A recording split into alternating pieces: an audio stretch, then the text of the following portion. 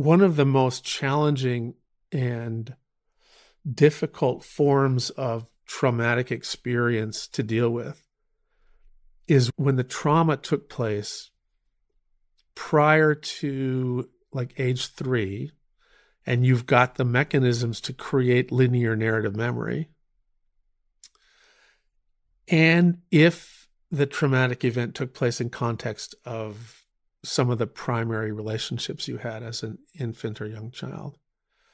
And so what happens is, and this is just a heartbreaking phenomenon, is if the people responsible for caring for you were also the people who episodically hurt you or were gone or scared you or did whatever, that your brain makes an association between certain attributes of relational intimacy and threat. And so what happens is later on, as you get older, you get into relationships of all sorts. You use all kinds of protective practices, defensive practices, to prevent somebody from getting too close.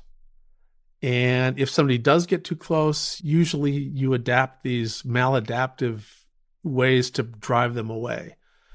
And that's the heartbreaking thing, is a lot of people have no idea what's going on. Why do they sabotage relationships? Why does intimacy, why do I long for it? But then when I do get it, I have to control every aspect of the closeness. And if I don't, I feel completely overwhelmed.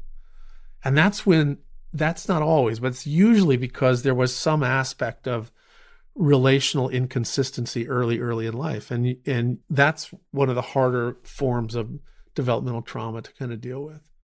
But if you have an opportunity to have stretch assignments or little challenges where you leave your comfort zone and you're able to have some control over when you do it, how you do it, the experiences are moderately challenging, what happens is over time, you actually develop resilience.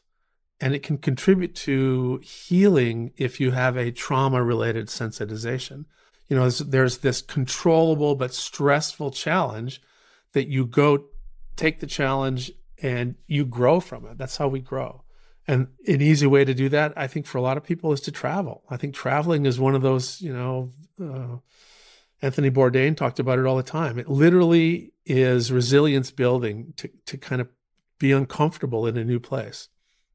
And because there's controllability to it to a certain degree, and it's moderate, but you grow inside. And I think that you can do that in a lot of things. I mean, if you get old like me, you can decide to take up tap dancing or some other thing like that. And, you get better by being worse. You got to be bad at something. Mm-hmm. And if you're willing to be bad at something, you'll build resilience. And see that, again, adult life, we've constructed adult life to protect us from discomfort.